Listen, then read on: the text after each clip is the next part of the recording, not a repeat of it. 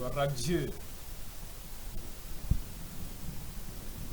Donnez un Alléluia qui montre que vous êtes en éveil. Je souhaite la bienvenue à tout le monde ce soir au nom de Jésus. Que le Seigneur amène sa parole à prospérer dans votre vie, dans votre ministère, au nom de Jésus. Père, nous te remercions ce soir. Merci pour tes enfants, tes fils et filles, tous les dirigeants, les ouvriers et tous ceux qui sont engagés à te servir. Nous demandons, Seigneur, que notre service, mon service, le leur, ne soit pas vain au nom de Jésus. Je prie que notre service soit un service digne de récompense. Bénis ton peuple ici sur terre et bénis nos vies ici dans ce ministère. Et lorsque nous allons passer d'ici pour l'au-delà, nous serons heureux et nous te servirons de tout notre cœur, de toute notre force, âme, sans regarder en arrière, au nom de Jésus. Bénis tout le monde ce soir. C'est au nom puissant de Jésus, nous prions. Que Dieu vous bénisse, vous pouvez vous asseoir. Nous considérons Matthieu chapitre 5, verset 8. Matthieu chapitre 5, verset 8. Heureux ceux qui ont le cœur pur, car ils verront Dieu. Il s'agit là des paroles même de Jésus-Christ. Il a commencé le sermon sur la montagne en déclarant ceux qui seront bénis. Il dit, heureux ceux qui sont pauvres en esprit, ceux qui savent qu'ils n'ont rien à payer pour leur propre salut. Et ils viennent au Seigneur, rien, je n'ai rien dans les mains, je viens seulement à la croix. Ainsi, ils se détournent de leurs propres œuvres, les œuvres de leurs mains. Ces œuvres qui ne peuvent acheter ni procurer le salut, ils se détournent et se tournent vers le Seigneur pour être sauvés, les enfants du royaume. Maintenant, il dit, heureux ceux qui sont affligés. Il y a des gens qui sont affligés, non seulement pour eux-mêmes, mais lorsqu'ils voient la corruption du monde, lorsqu'ils voient la putréfaction dans la vie des gens dans le monde, et comme nous lamentons pour les morts, ils pleurent. Ils se lamentent à cause de cela. Et il dit, ils seront consolés. Heureux, verset 6, heureux ceux qui ont fait et soif de la justice.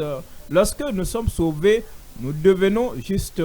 Le Seigneur enlève tous les péchés du passé et nous amène dans sa propre justice.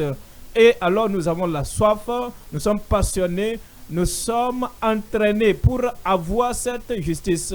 Nous ne voulons pas la position sans la justice, nous ne voulons pas la puissance sans la justice, nous ne voulons pas même la reconnaissance sans la justice. La première des choses dans notre vie, c'est de la profondeur de notre cœur, nous voulons la justice et nous sommes assoiffés et nous sommes dans la faim pour cela, car ils seront rassasiés. Verset 7, maintenant on dit, ceux qui sont venus au Seigneur, il n'y a pas d'orgueil, il n'y a pas d'arrogance, et ils sont humbles, et ils ont la nature du Seigneur. Car je suis humble et doux du cœur. Quand vous me suivez, vous recevez la nature de Jésus-Christ, et vous aurez le repos. Il dit, heureux, heureux, heureux ceux qui ont le cœur pur. Heureux ceux qui ont le cœur pur. La parole de Dieu purifie le cœur, lave le cœur, amène le cœur à être pur. Et dit, eux, ils verront le Seigneur. Si vous voyez l'autre côté de ce verset, toute pièce a deux faces. Vous avez une face d'un côté et l'autre face de l'autre côté. Vous avez une face pratique. Heureux ceux qui ont le cœur pur, car ils verront Dieu. Mais l'autre côté, damnés, condamnés, punis, châtiés, seront ceux-là qui ont le cœur impur, car ils ne verront pas Dieu. Ils peuvent avoir n'importe quelle position, n'importe quel statut, n'importe quel appel n'importe quelle consécration et engagement. Ils peuvent même servir le Seigneur comme les pharisiens qui pensaient servir le Seigneur, mais l'autre problème était qu'ils n'avaient pas le cœur pur. Avec tout ce zèle qu'ils avaient démontré et tout l'engagement qu'ils avaient démontré, ils étaient malheureux, maudits, condamnés et punis éternellement, ceux-là qui sont impurs dans leur cœur, car ils ne verront pas Dieu.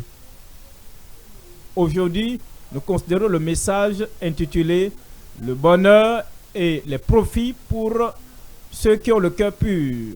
Ce que Jésus-Christ a dit, il a déclaré, dit « Heureux ceux qui ont le cœur pur, car ils verront Dieu ». Le bonheur et les profits pour ceux qui ont le cœur pur.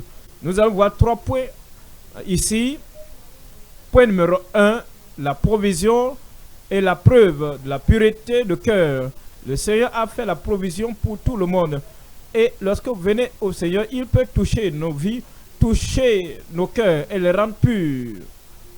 C'est alors, lorsque nous prenons part à cette provision, il y aura la preuve. Les gens peuvent voir l'évidence, la preuve, le produit de la pureté dans notre cœur. La provision et la preuve de la pureté de cœur.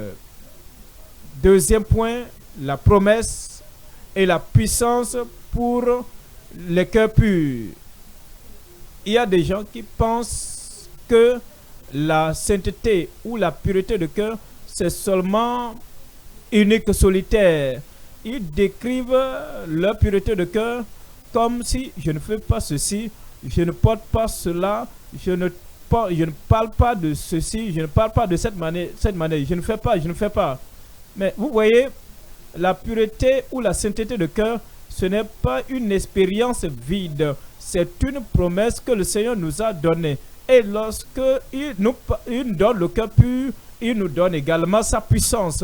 Et cette puissance peut accomplir ce qu'il nous a appelé à accomplir. Ici, dans ce ministère sur la terre, la promesse et la puissance pour les cœurs purs. Troisième point, l'accomplissement de la prophétie pour ceux qui ont le cœur pur.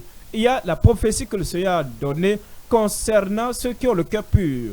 Alors, toute cette prophétie, cette promesse, il accomplit l'accomplissement de la prophétie pour ceux qui ont le cœur pur. Revenons au point numéro 1. C'est quoi? C'est la provision et la preuve de la pureté de cœur. Matthieu chapitre 5, verset 8. Heureux ceux qui ont le cœur pur, car ils verront Dieu. Ils verront Dieu. Ceux qui sont seulement purs, verront Dieu. Nous voyons 3 choses là. Numéro 1, le salut personnel et la paix dans le cœur. Le salut personnel accompagné de paix dans le cœur. Deuxième point, la sanctification attestée et la pureté de cœur.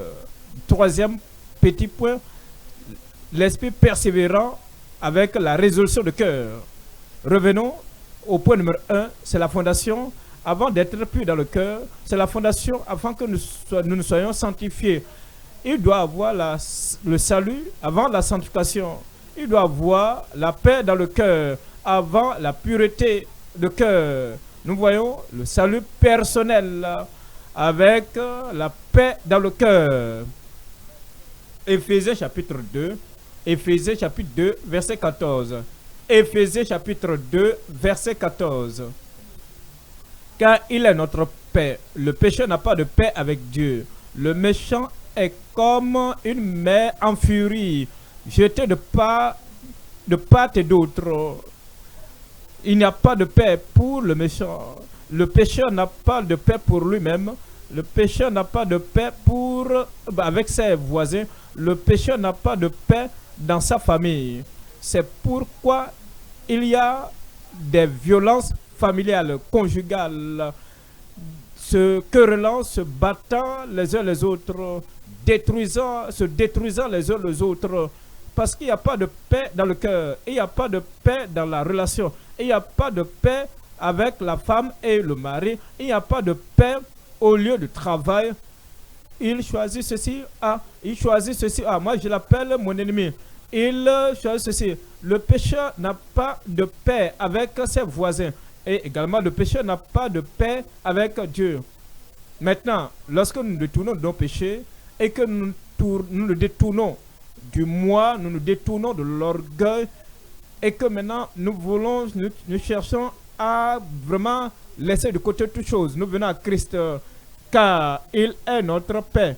Lui qui des deux n'en a fait qu'un et qui a renversé le mur de séparation, l'inimitié. Il renverse le mur de séparation entre le juif et le païen, entre l'homme et la femme, entre l'homme, le mari et sa femme, entre les voisins et ceux-là, et les chrétiens et vous. Et vous pouvez maintenant aimer votre voisin comme vous-même.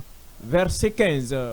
Ayant anéanti par sa chair la loi des ordonnances dans ses prescriptions, il anéantit l'inimitié, il enlève ces choses, même ces choses qui nous rendent, qui nous amènent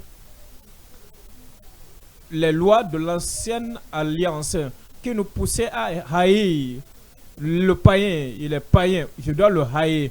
Il vient de Canaan, c'est un Cananéen, il est un Héthite, je ne vais pas l'aimer. Il vient d'autres tribus. Et nos gens, c'est ce qu'ils veulent. Et parce que c'est ça, il y a la haine latente dans le cœur. Parfois, nous pouvons dire que nous croyons en la Bible, nous sommes sauvés, nous sommes sanctifiés et baptisés dans le Saint-Esprit. Attendez un instant. Avez-vous la paix avec d'autres personnes? Lorsque vous considérez tout ce qui se passe dans notre pays, par exemple, c'est comme le Sud veut haïr le Nord. Le Nord veut haïr le Sud.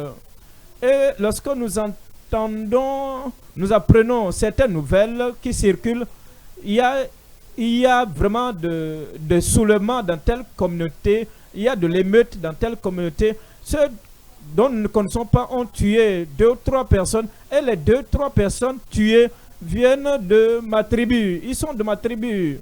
Et nous oublions la chrétienté. Et nous disons, si tu des gens venant de ma tribu, bien que nous n'allons pas sortir maintenant pour tuer quelqu'un, mais lorsque nous apprenons ces choses, que d'autres sont rassemblés et ils ont tué d'autres personnes, au fond de nous, oui, nous sommes d'accord, ils doivent les détruire. Parce qu'ils sont venus de l'autre côté, ils ont tué ceux de l'autre côté. Ceux de l'autre côté, de notre côté, de notre tribu, doivent aussi se soulever pour aller tuer ceux de l'autre côté. Où est le salut? Où est l'évidence que vous avez la paix avec Dieu et la paix avec tout le monde dans la nation? Et la loi des ordonnances dans ses prescriptions, afin de créer en lui-même. Vous voyez, cette loi, il y a certaines tribus qui ont des lois.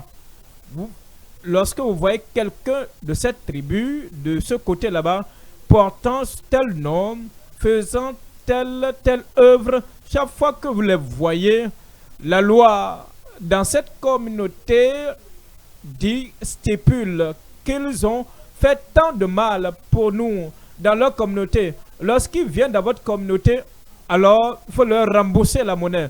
Il faut répliquer. Si vous pouvez tuer et enterrer les vifs, que personne ne sache.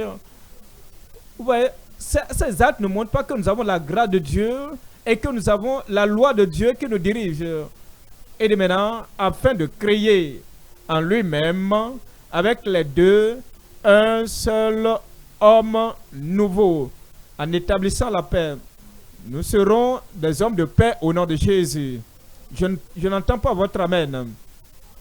Vous n'allez pas donner des contributions financières pour les gens qui détruisent d'autres personnes parce qu'ils veulent prendre les armes pour détruire d'autres personnes de l'autre côté de l'humanité. Est-ce qu'il peut entendre un bon amen? Il doit avoir le salut personnel accompagné de paix dans votre cœur. Il nous dit dans Romains chapitre 5, verset 1. Romains chapitre 5, verset 1. Romains 5, verset 1. Étant donc justifiés par la foi, nous avons la paix avec Dieu. Ainsi donc, étant donc justifiés par la foi, nous venons au Seigneur et la foi que nous avons en Christ, il nous a pardonné et le Seigneur nous regarde comme si nous n'avons jamais péché, justifiés. Nous avons la paix avec Dieu par notre Seigneur Jésus-Christ. C'est la seule façon pour avoir la paix avec Dieu, c'est le seul moyen. Vous venez à Christ, vous venez à travers Christ au Père. Lorsque vous venez à Christ, à Christ au Père, la paix sera établie dans votre cœur. La paix de Dieu va gouverner votre cœur au nom de Jésus-Christ. Philippiens chapitre 4, verset 7. Philippiens chapitre 4, verset 7. Philippiens 4, verset 7. Et la paix de Dieu, qui surpasse toute intelligence, gardera vos cœurs et vos pensées en Jésus-Christ. C'est la prière ici. Je dis, il s'agit là de la prière. Permettez-moi de vous donner cette prière. Et la paix de Dieu, qui surpasse toute intelligence, gardera vos cœurs et vos pensées en Jésus-Christ. Verset 9. Dans le verset 9, ce que vous avez appris, reçu et entendu de moi, et ce que vous avez vu à moi, pratiquez-le. Vous voyez, lorsque nous venons aux rencontres de formation des ouvriers ou le mardi pour le développement des leaders ou bien le dimanche ou l'étude biblique, ce que nous avons entendu, ce que nous avons reçu, ce que nous avons appris, ce que nous avons reçu, nous le pratiquons, nous retournons chez nous, nous retournons et nous pratiquons cela.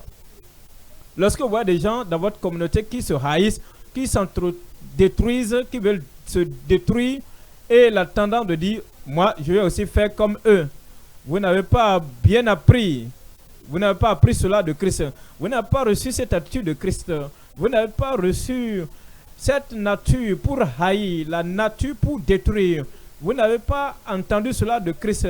Et vous n'avez jamais vu cela dans la vie de l'apôtre, du prédicateur qui t'a prêché l'évangile, qui vous a prêché l'évangile. Tout ce que vous avez appris, tout ce que vous avez vu à moi, et ce que vous avez vu à moi, pratiquez-le. Et le Dieu de paix sera avec vous. Le Dieu de paix sera avec vous partout où vous allez au nom de Jésus. Vous êtes un enfant de paix, vous êtes une créature de paix, et vous êtes une femme, un homme de paix. Et la paix de Dieu régnera dans votre cœur, régnera dans vos familles au nom de Jésus. Deuxième point maintenant, deuxième sous-petit point, c'est la sanctification promise et la pureté de cœur. Toute sanctification que nous ne pouvons pas prouver n'est pas une sanctification. Toute sanctification dont nous ne pouvons pas montrer l'évidence n'est pas une sanctification. La sanctification dont nous pouvons prouver, la sanctification, lorsque nous regardons la vie, ce que vous faites, c'est une sanctification bien prouvée. Et la pureté de cœur. Matthieu chapitre 5, verset 8. Matthieu chapitre 5, verset 8. Heureux ceux qui ont le cœur pur, car ils verront Dieu. Vous voyez ce mot pour, ça veut dire parce que il est heureux ceux qui ont le cœur pur. Pourquoi? Ce mot car, qu'est-ce qui amène la bénédiction? Car avance la raison. Car ils verront Dieu. Reconsidérons cela encore. Heureux ceux qui ont le cœur pur. Qui sont ceux qui ont le cœur pur? Quel est le portrait de ceux-là qui ont le cœur pur? Quel est le portrait, la description de ce cœur? C'est un cœur sans hypocrisie et sans haine. Lorsque quelqu'un circule, il appartient à une église, une bonne église, où il a une bonne Bible, il a de bons prédicateurs, mais il est rempli, saturé de haine. Son ventre déborde de haine, gonflé de haine. Il se promène avec une grossesse de haine. Ce cœur n'est pas pur. Eux là-bas, c'est pour l'envie. Donc, lorsque le cœur pur n'a pas d'envie, quelqu'un a eu une position, gloire à Dieu, je loue Dieu pour lui. Quelqu'un a un privilège, gloire à Dieu, je loue Dieu pour elle.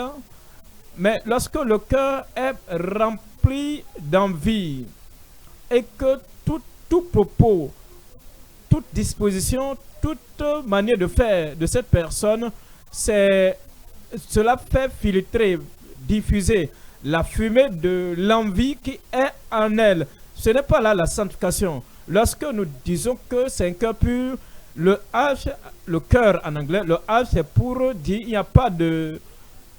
Il n'y a plus de colère. Il n'y a plus de colère. Ils ne savent même pas pourquoi ils se mettent en colère. Du moins, ils sont en colère. Nous disons, pourquoi es-tu en colère? Je suis en colère contre le gouvernement. Je suis fâché contre le pays. Je suis fâché contre les gens. Je suis fâché contre le système. Je suis fâché contre toutes choses. Mais sanctifié. Mais le cœur est rempli de colère.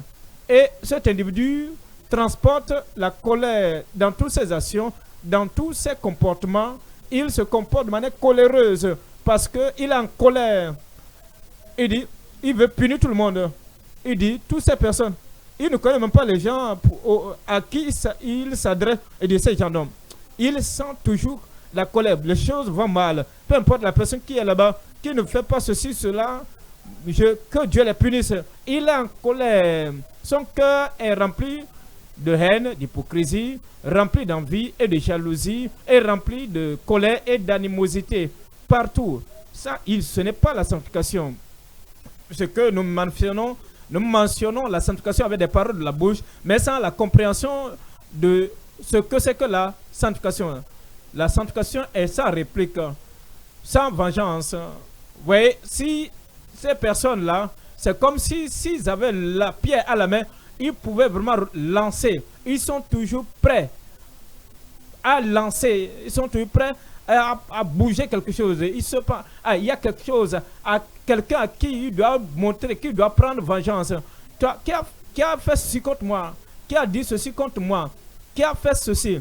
Ils ne connaissent même pas la personne, l'auteur de ce qui s'est passé. Ils ne connaissent même pas ce qui s'est passé. Et ils se disent, on lui a donné ceci. Où est la sanctification? Où est la pureté de cœur?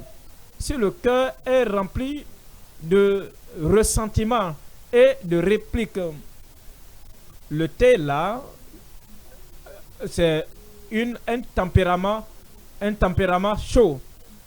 Quand quelque chose leur arrive, ils ont un tempérament violent, tellement un tempérament qu'on ne peut pas contrôler.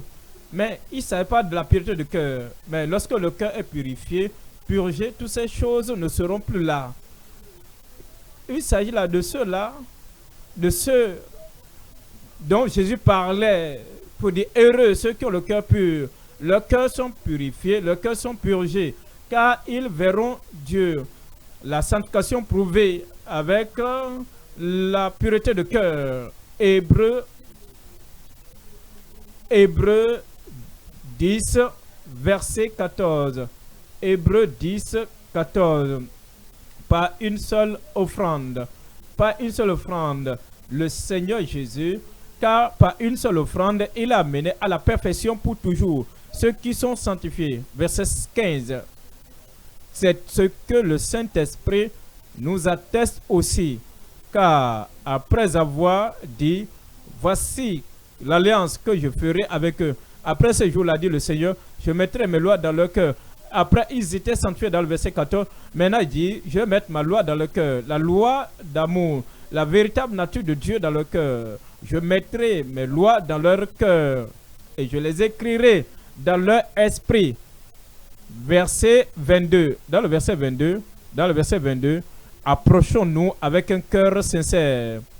Le cœur devient transformé. Le cœur devient un cœur véridique. Le cœur devient un cœur transparent. Approchons-nous avec un cœur sincère, dans la plénitude de la foi. Les cœurs purifiés d'une mauvaise conscience et le corps lavé, plus de mauvaise conscience et le corps lavé d'une eau pure. Je prie que le Seigneur le fasse pour chacun de nous au nom de Jésus. dans 1 Timothée chapitre 1 verset 5. 1 Timothée chapitre 1 verset 5. 1 Timothée chapitre 1 verset 5. Il nous dit maintenant que le but du commandement, l'objectif du commandement, la finalité, la destination à laquelle nous visons, le but du commandement, c'est une charité venant d'un cœur pur. Une charité venant d'un cœur pur. Ce n'est pas la perte, ce n'est pas l'envie, ce n'est pas la convoitise charnelle, ce n'est pas quelque chose que nous voulons accomplir, faire le mal pour réaliser les intentions méchantes et charnelles de la chair. Non, une charité venant d'un cœur pur, d'une bonne conscience et d'une foi sincère. Troisième sous-petit point ici, il nous parle d'un esprit persévérant, ayant un cœur résolu, avec un cœur résolu. Vous voyez le monde dans lequel nous vivons. Si vous n'avez pas la résolution de cœur, si ces gens-là n'ont pas la résolution de cœur pour dire, voici là où je vais aller, voici le chemin étroit que je vais emprunter pour y aller, voici ce qu'il faut pour voir Dieu dans ma prière, voir Dieu dans les mers orageuses, voir Dieu au carrefour de la vie, voir Dieu lorsque les attaques s'approchent pour que dans les combats spirituels, je puisse voir Dieu apparaître pour disperser tous les agents du diable et voir Dieu au jour de l'enlèvement, voir Dieu dans l'éternité et dans toute l'éternité. Si vous n'avez pas cette résolution, cette détermination de cœur, tout ce qui se passe va vous ébranler. Tout ce qui vous arrive va vous secouer. Mais lorsque les gens, même si vous persécutent, cette persécution peut vous amener à se retrouver contre eux. Ah, tu sais comment faire les mauvaises choses à quelqu'un? Oui, c'est bon. Moi, je vais te montrer aussi. Je vais te montrer par quel bois je me chauffe pour que tu saches comment cela se passe. Tu deviens comme eux. Il a raconté des mensonges à mon sujet. Ah, c'est comme ça. Lorsque les choses se passent, tu vas te retourner pour payer la monnaie. Faire la même chose si tu ne sais pas où tu vas, si tu n'as pas la résolution de l'objectif. Mais quelqu'un qui est sauvé, ayant la paix du cœur, quelqu'un qui est sauvé, sanctifié, ayant la pureté de cœur, sachant qu'elle doit maintenir cette pureté pour aller au royaume céleste, doit avoir la résolution de cœur. Que son esprit puisse persévérer dans la bonne voie. Il ne va pas se détourner pour aller dans la voie de l'injustice. Un esprit persévérant, ayant un cœur, avec un cœur résolu. Allons dans Psaume 70, Psaume 17, verset 3. Psaume 17, verset 3. Si tu sondes mon cœur, vous voyez, c'est ce que Dieu cherche toujours. Il ne regarde pas simplement nos actions parfois. Parfois, les actions sont bonnes, mais l'intention, le fondement de cette action est dubitatif, n'est pas aimable, n'est pas pur. Parfois, l'action est profitable, mais le cœur d'où découle cette action n'est pas purifié. Dieu considère le cœur et dit, Dieu ne considère pas ce que l'homme considère. Il ne regarde pas à l'apparence, mais il considère le cœur. Somme dit, si tu sondes mon cœur, si tu le visites la nuit, si tu m'éprouves, tu ne trouveras rien. Ma pensée n'est pas autre que ce qui sort de ma bouche. Je suis résolu, je suis déterminé, j'ai décidé. Ma pensée n'est pas autre que ce qui sort de ma bouche. Je suis déterminé. Je suis déterminé. J'ai la pensée. Ma pensée n'est pas autre que ce qui sort de ma bouche. Il s'agit là de la détermination. Lorsque quelqu'un vous parle d'une manière coléreuse, avec un ton mauvais, avec une attitude qui veut dire quelque chose et te rabaisse de manière tranchante, tu ne te retournes pas pour pécher par ta bouche. Mais cela, il te faut la résolution de cœur pour dire, je sais où je vais voir Dieu à chaque pas de ma vie sur la voie, à chaque étape de la vie, et je veux voir Dieu à la fin du voyage. Je ne veux pas œuvrer en vain pendant que je suis ici-bas. Alors je suis déterminé dans mon cœur que ma bouche ne va pas trahir ce qui est dans mon cœur. Voyons Daniel chapitre 1 verset 8. Daniel 1 verset 8. Daniel est résolu en son cœur, c'est personnel. Daniel est résolu dans son cœur. Il était éloigné et vivait dans un pays lointain. Mais Daniel est résolu de ne pas se souiller par les mains du roi, ne sachant même pas que Dieu allait l'utiliser. Dans le chapitre 2, pour oublier, Daniel a résolu de ne pas consommer la nourriture du roi, sans savoir que Dieu allait l'utiliser pour amener l'interprétation divine dans le chapitre 4. Et il ne connaissait pas le futur, mais Daniel est résolu, sans savoir que un jour viendra, on le jettera dans la fosse aux lions. Et les lions n'auront aucun pouvoir de pouvoir le dévorer. Daniel est résolu de ne pas se faire souiller, sans savoir qu'il allait avoir la révélation des années à venir, des siècles à venir, jusqu'au temps de la venue du Seigneur, de Christ. Daniel est résolu.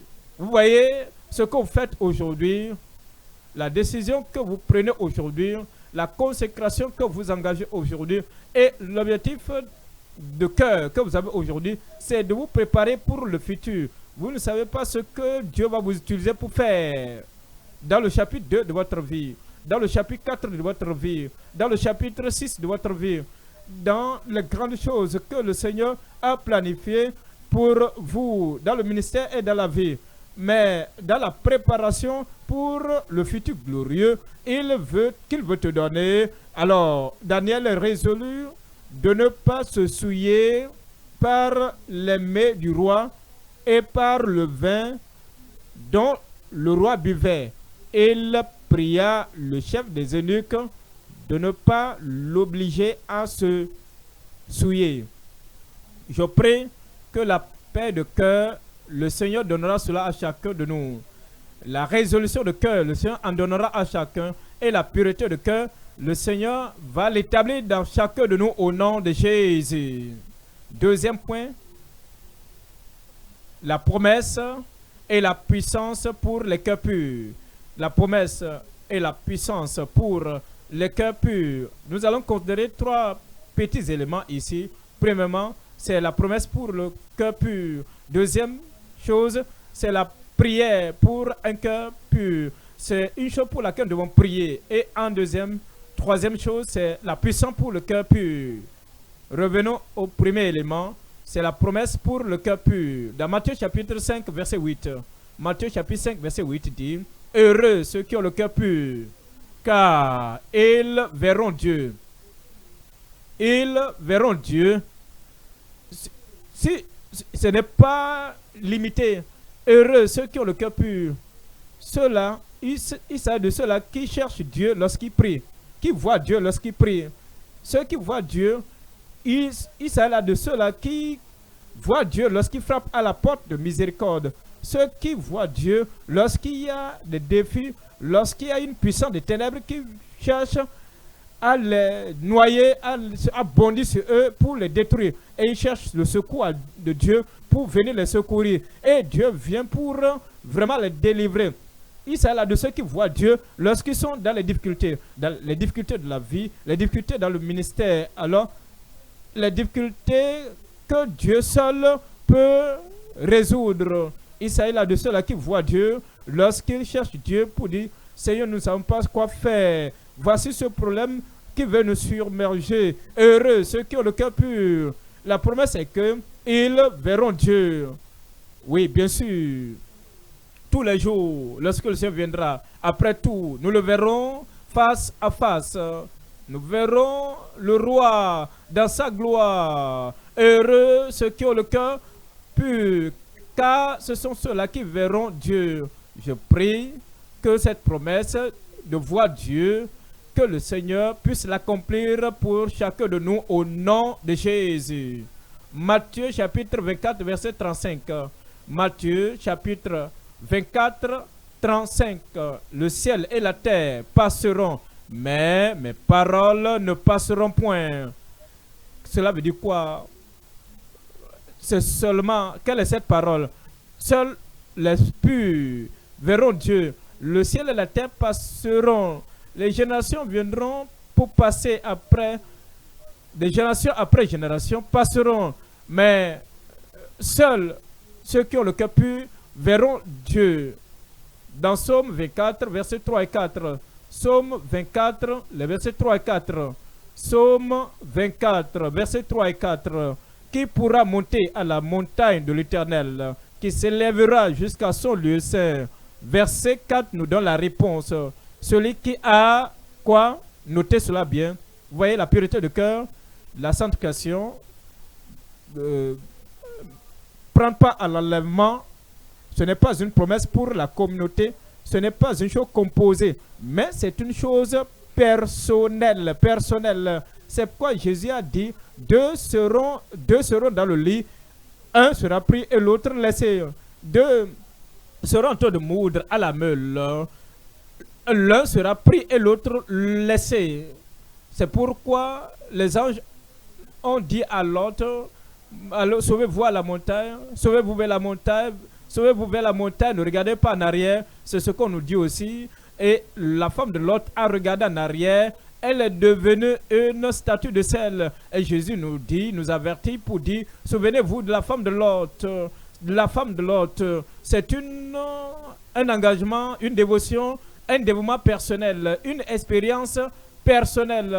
Celui-là qui a le cœur, qui a les mains innocentes et le cœur pur. Celui qui ne livre pas son âme au mensonge et qui ne jure pas pour tromper. Psaume 89, verset 34. Psaume 89. Psaume 89, 34. Mais je ne lui retirerai point ma bonté et je ne trahirai pas ma fidélité. J'ai dit que ceux-là qui ont le cœur pur iront à ma montagne. Je ne vais pas briser, rompre cette alliance, mais je ne lui retirerai point ma bonté et je ne trahirai pas ma fidélité. Tu ne viendras pas pour dire, ah Seigneur, j'ai fait de telles grandes œuvres en ton nom, nous avons chassé les démons en ton nom nous avons fait toutes ces choses. Oui, bien, c'est bon, c'était profitable à ceux-là qui ont reçu la guérison, les miracles, les délivrances, mais où est ton évidence que tu as le cœur pur pour aller au ciel? Seigneur, je n'ai pas le temps pour chercher le cœur pur. Ce dont j'avais le temps, c'est pour chercher, c'était la capacité pour manifester la puissance, pour manifester l'autorité. Voyez, maintenant, voici maintenant la réalité, c'est que j'ai chassé les démons, j'ai fait tout. Maintenant, qui montera à la montagne de l'Éternel? Qui pourra atterrir à son lieu saint? C'est ceux-là qui ont le cœur pur et les mains innocentes. Cette alliance dit, je ne violerai point mon alliance et je ne changerai pas ce qui est sorti de mes lèvres. Je prie que cette sainteté et pureté de cœur, nous n'allons pas les laisser tomber sur le chemin de devoir, sur le chemin des œuvres de zèle au nom de Jésus. Recherchez la paix avec tous et la sanctification sans laquelle personne ne verra le Seigneur. Ce qu'il a dit, il le maintient aujourd'hui car Jésus-Christ est le même hier, aujourd'hui et éternellement. Voyons la deuxième chose ici, c'est la prière pour un cœur pur.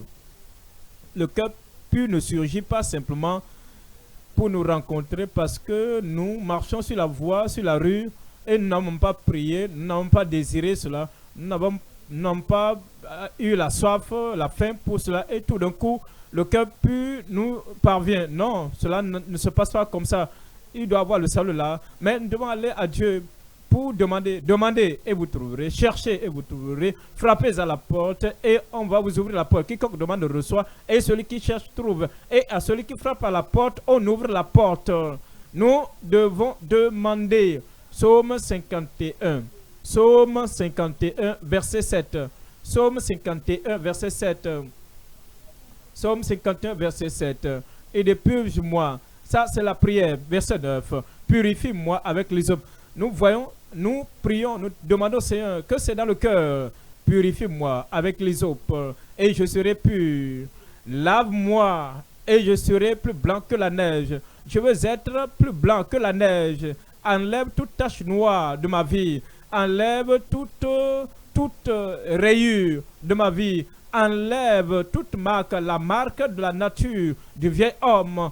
Enlève cela de ma vie. Lave-moi toi-même et je serai plus blanc que la neige. Verset 10. Dans le verset 10, il dit, crée à moi, verset 12, ô Dieu, crée à moi un cœur pur. C'est comment avoir un cœur pur? Pour que c'est une prière qui vient d'un cœur qui désire, un cœur passionné. Ô Dieu, crée à moi un cœur pur. Renouvelle à moi un esprit bien disposé. Ézéchiel 36. Ézéchiel 36, verset 26. Ézéchiel, chapitre 36, verset 26. Je vous donnerai un cœur nouveau. Il a fait quelque chose avant ce temps. Il nous a lavés, nous a purifiés. Il a répandu sur nous l'eau pure, une eau pure. Il nous a sauvés, il nous a réconciliés avec lui-même. Maintenant, après tout cela, au-dessus de tout cela, voici ce que je ferai également. Je vous donnerai un cœur pur et je mettrai en vous un esprit nouveau. J'ôterai de votre corps le cœur de pierre et je vous donnerai un cœur de chair. Verset 37. Dans le verset 37, il nous dit, ainsi parle le Seigneur l'Éternel. Voici encore sur quoi je me laisserai fléchir par la maison d'Israël. Voici ce que je ferai pour eux. Il dit, voici encore sur quoi je me laisserai fléchir. Il dit, qui va le faire? Il va nous purifier. Il nous donnera le cœur pur, un cœur lavé. Il dit qu'il le fera. Avant de le faire, il dit, je me laisserai fléchir par la maison d'Israël. Voici ce que je ferai pour eux. Lorsque nous venons et que nous demandons, nous devons demander par la foi. Dans Jacques chapitre 1, verset 6. Jacques chapitre 1, verset 6. Jacques 1, verset 6. Qu'il la demande, mais qu'il la demande avec foi, sans douter. Nous savons qu'avec Dieu, tout est possible. Nous comprenons que Dieu, même sans demander, il peut nous rendre pur, il peut purifier ton cœur, il peut purifier ton cœur, mon cœur. C'est pourquoi nous allons à lui. Nous demandons à lui. Nous demandons, mais qu'il la demande avec foi, sans douter. Tout est possible à celui qui croit. Et à cause de cela, nous allons à Dieu. Nous avons la possibilité d'avoir le cœur pur, mais qu'il la demande avec foi, sans douter. Et Dieu le fera. Numéro 3. Au numéro 3, nous avons quoi? Dans cet élément, nous avons la puissance pour un cœur pur.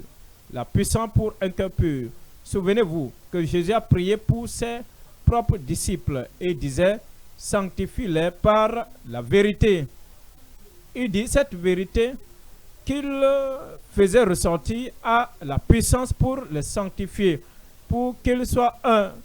Comme toi, moi, et Père, tu es en moi, et je suis en toi, afin que mes disciples, après qu'ils soient sauvés, après que leur nom ait été écrit dans le livre de vie, afin qu'ils soient un en nous, afin que le monde croit que tu m'as envoyé. Mais il ne s'est pas arrêté à ce point. Il n'a pas dit, une fois que vous avez la pureté de cœur, c'est tout, c'est fini, c'est suffisant. Il continue, il dit, attendez à Jérusalem. Attendez, passez du temps à Jérusalem, jusqu'à ce que vous recevez la promesse du Père. Car Jean a baptisé d'eau, mais vous serez baptisés dans peu de jours du Saint-Esprit.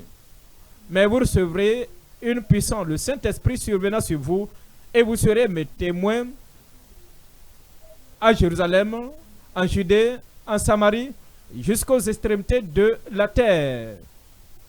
Les gens, l'Église, ils sont venus ensemble, ils se sont rassemblés en un accord et ils priaient. Le lieu où ils étaient assemblés trembla.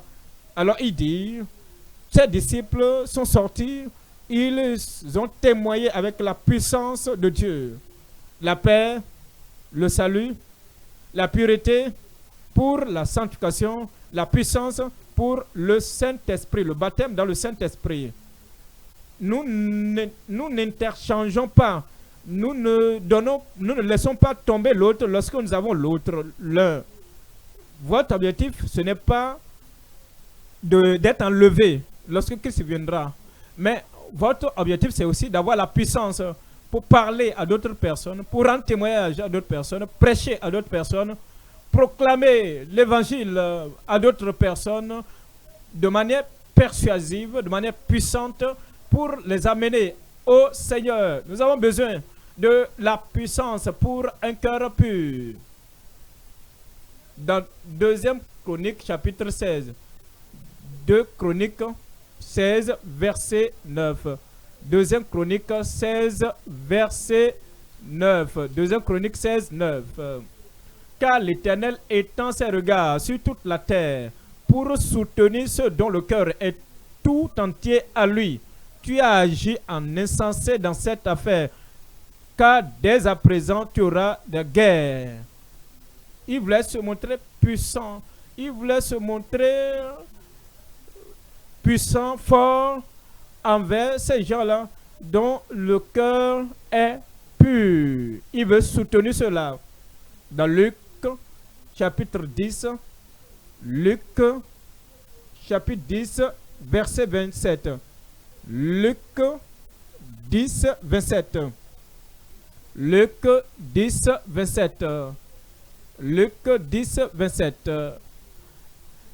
Il répondit, tu aimeras le Seigneur, ton Dieu, de tout ton cœur, de toute ton âme, de toute ta force et de toute ta pensée, et ton prochain comme toi-même. Ceci parle de la pureté de cœur remplie d'amour. L'amour envers Dieu et l'amour envers ton prochain à présent. Qu'en est-il si vous avez l'amour? Et parce que vous avez l'amour, vous allez visiter quelqu'un qui est malade. Tout ce que vous avez, c'est l'amour, mais sans puissance. Tout ce que vous avez, c'est la sympathie, sans l'autorité surnaturelle. Vous pouvez pleurer avec eux, vous pouvez couler les larmes, vous pouvez sympathiser avec eux. Mais vous ne pouvez pas faire plus que cela. Le cœur pur est bon pour vous. Le cœur pur est bon pour vous de voir, pour voir Dieu. Mais à présent, vous êtes venu à l'hôpital pour visiter quelqu'un qui a des problèmes. Qu'est-ce que vous allez faire sans la puissance qui vient sur le cœur pur? Ou bien peut-être vous-même. Vous êtes abattu, vous êtes malade, et au milieu de la nuit, vous ne pouvez pas contacter quelqu'un, et vous tournez en douleur, mais vous avez un cœur pur, mais vous ne savez pas comment vous connecter à la puissance de Dieu, dans la pureté de cœur, comment se connecter à cette puissance. Et vous dites, ah, si tel pasteur était là, et que vraiment c'est au milieu de la nuit, voici c'est la nuit, je ne sais pas pourquoi il a vraiment éteint son téléphone, qu'est-ce qu'il doit faire maintenant? Tu as un cœur pur, tu as un esprit puissant, la puissance du Saint-Esprit. Je prie que Dieu en donne à chacun de nous. Il t'en donnera plus au nom de Jésus. Voyez le verset 19. Voyons dans le même chapitre 10, le verset 19. Luc chapitre 10, verset 19.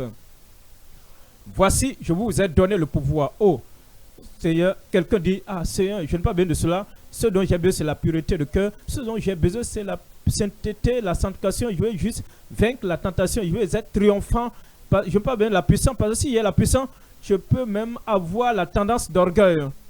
L'orgueil ne doit pas être là, parce que c'est ce que la pureté de cœur a traité. C'est ce que la pureté de cœur traite. Lorsque vous êtes sanctifié, l'orgueil ne sera pas là. Je dis, l'orgueil ne sera pas dans votre cœur au nom de Jésus. Qu'en est-il si mes enfants disent, ne veux pas. Qu'en est-il si les enfants disent, moi, je ne veux pas être primé à l'école, je veux être pur. Qu'en est-il si la femme dit, moi, je ne veux pas avoir des enfants. Hein. S'il y a des enfants, je serai tellement contente et je peux devenir orgueilleuse.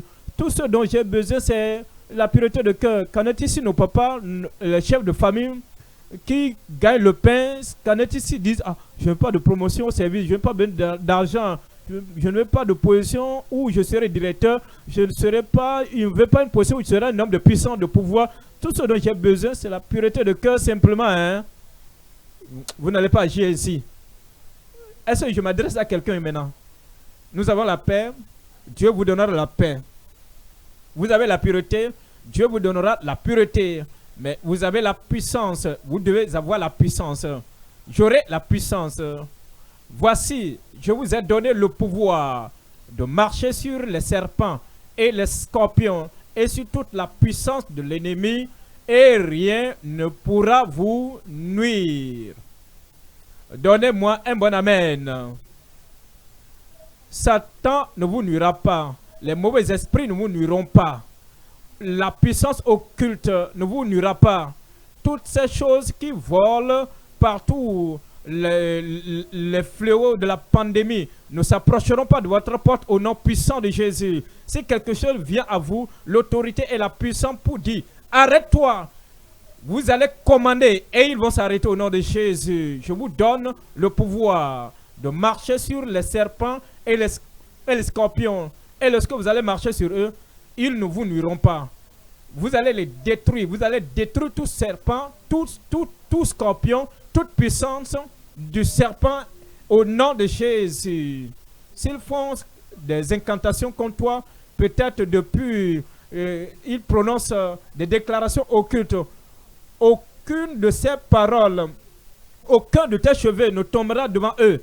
Ils ne t'atteindront pas au nom de Jésus. Le Seigneur te gardera. La puissance. Que quelqu'un crie la puissance. Cette puissance reposera sur vous au nom de Jésus. Actes des Apôtres, chapitre 1, verset 8. Actes, chapitre 1, verset 8. Mais vous recevrez une puissance. Qui sont ceux-là? Vous recevrez une puissance. Le Saint-Esprit survenant sur vous, et vous serez mes témoins à Jérusalem. Vous serez un témoin dans toute la Judée. Vous serez des témoins dans la Samarie. Vous serez des témoins et jusqu'aux extrémités de la terre. Au nom de Jésus. Troisième point maintenant. Dans le troisième point, c'est l'accomplissement de la prophétie pour ceux qui ont le cœur pur. Matthieu chapitre 5. Matthieu chapitre 5 verset 8. Matthieu, l'accomplissement de la prophétie pour ceux qui ont le cœur pur. Heureux ceux qui ont le cœur pur, car ils verront Dieu. Il s'agit là de la promesse. C'est également une prophétie. Nous allons voir trois éléments ici. Numéro 1, l'accomplissement sûr.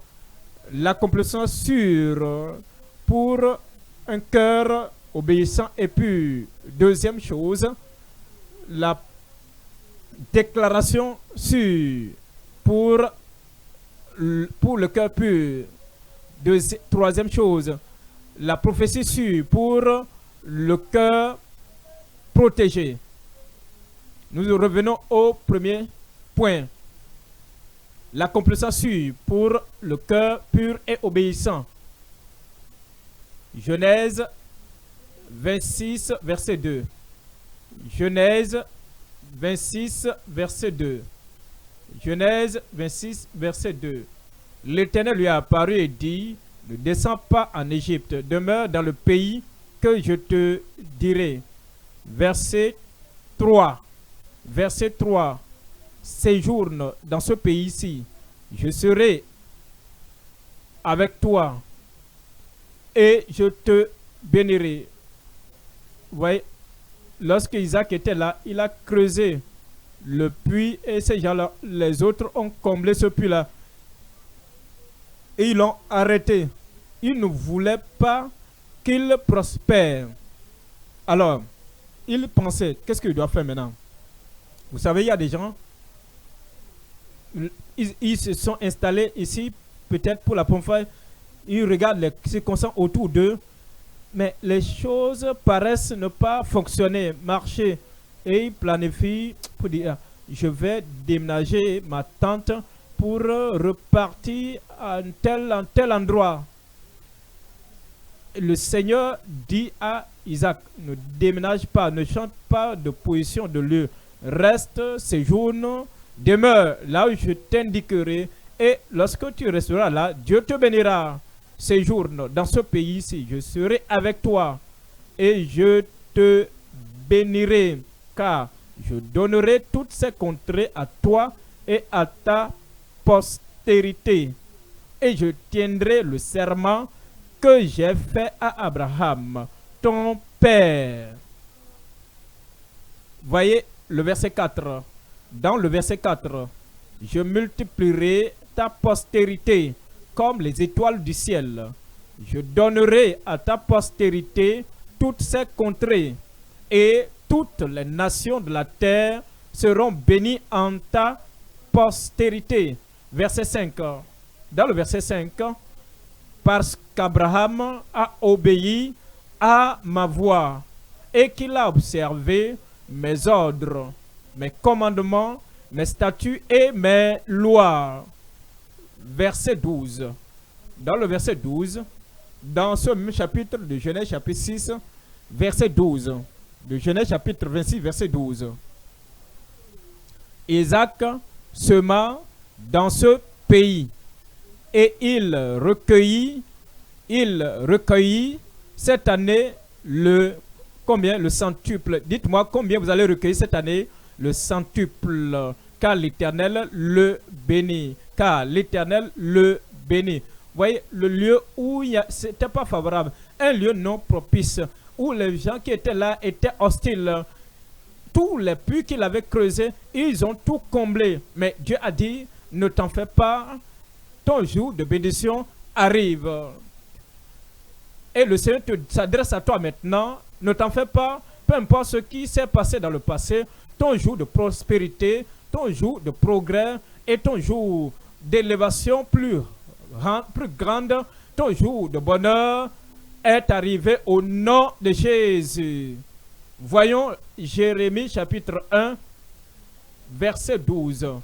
Jérémie chapitre 1, verset 12. Et l'Éternel me dit, ce n'est pas à Jérémie seulement, cette parole s'adresse à moi. Je dis, cette parole me concerne également. Cela va s'accomplir dans ta vie au nom de Jésus. Et l'Éternel me dit, tu as bien vu, car je veille sur ma parole pour l'exécuter. L'exécution dans ta vie, des bénédictions dans ta vie. Reste là où Dieu t'a placé, et en ce lieu, la bénédiction te suivra au nom de Jésus. Deuxième chose ici, c'est la proclamation sûre pour des cœurs obstinés et impurs. Vous voyez, le Seigneur veut que nous soyons purs dans le cœur. Lorsque quelqu'un est obstiné et qu'il est impur dans le cœur, il va rater, louper les bénédictions de Dieu. C'est ce qui s'est passé avec Saül. Nous parlons du premier roi d'Israël. C'est ce qui est arrivé à Salomon. C'est ce qui est arrivé à plusieurs personnages. Les promesses de Dieu étaient là, mais ils n'ont pas réclamé ces promesses de Dieu. Cela ne vous arrivera pas. Voyons Jérémie chapitre 18, verset 7. Jérémie chapitre 18, verset 7. Jérémie chapitre 18, verset 7. Soudain, je parle sur une nation, sur un royaume, d'arracher, d'abattre et de détruire. Verset 8.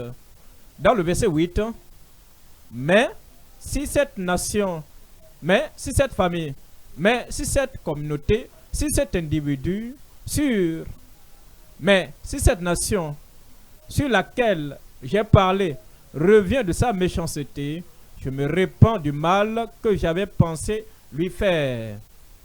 C'est ce qui est arrivé à Ninive. Jonas est venu pour dire, encore 40 jours et Ninive sera détruite. Et ces gens n'ont pas dit, non. Ah, Dieu a pris sa résolution. Hein. Oui, nous sommes impurs dans notre cœur, nous sommes obstinés et il n'y a pas de voie d'échappatoire.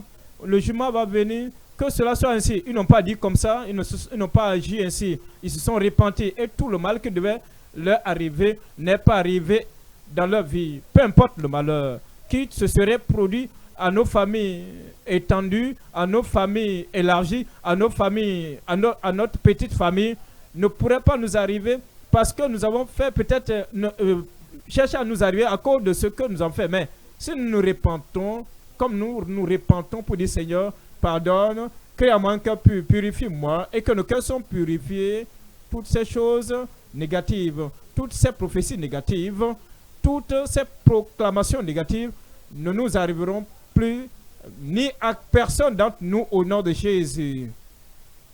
Donnez-moi un amen qui fait bouger le ciel. Troisième élément, c'est la prophétie sûre, la prophétie certaine. La prophétie certaine venant du Tout-Puissant là-haut. Nous voyons 2 Pierre chapitre 1 verset 19. 2 Pierre 1, 19. Toutes les promesses que nous lisons, heureux ceux qui ont le cœur pur, car ils verront le Seigneur. Mais nous voyons dire, c'est une parole certaine. Et nous tenons pour d'autant plus certaine la parole prophétique. Jérémie a fait la prophétie, c'est accompli. Et Ézéchiel a fait la prophétie, c'est accompli. Et Jean-Baptiste a déclaré la prophétie, elle est accomplie. Et maintenant, comme nous venons dans la nouvelle alliance, parlant de la prophétie du Seigneur, toutes les prophéties de la parole doivent s'accomplir.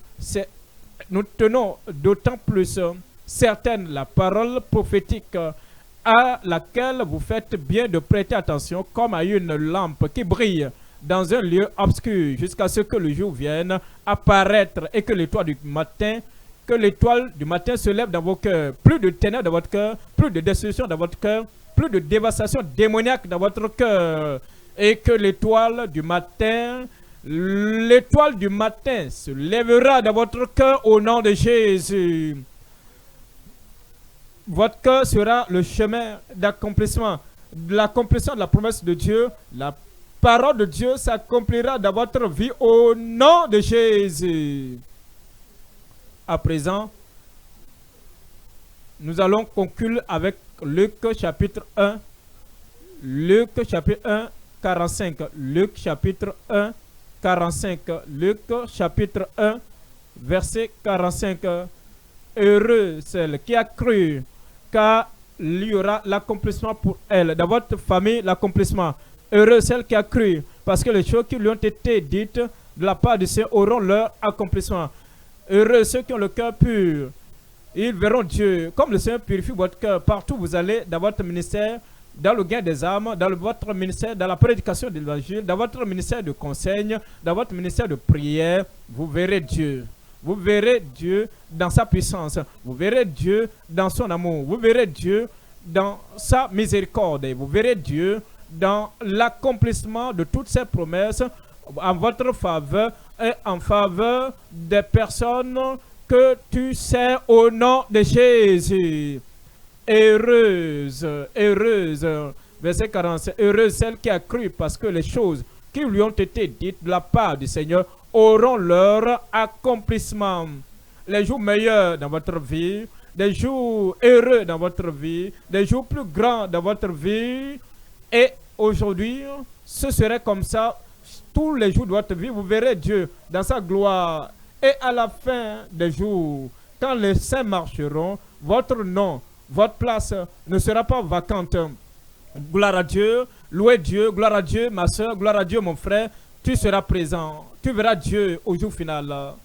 Tu verras Dieu, pas pour le jugement, mais tu verras Dieu pour la récompense. Le Seigneur récompensera toute bonne chose que tu fais, toute bonne chose que tu feras encore quand tu le verras face à face au nom de Jésus.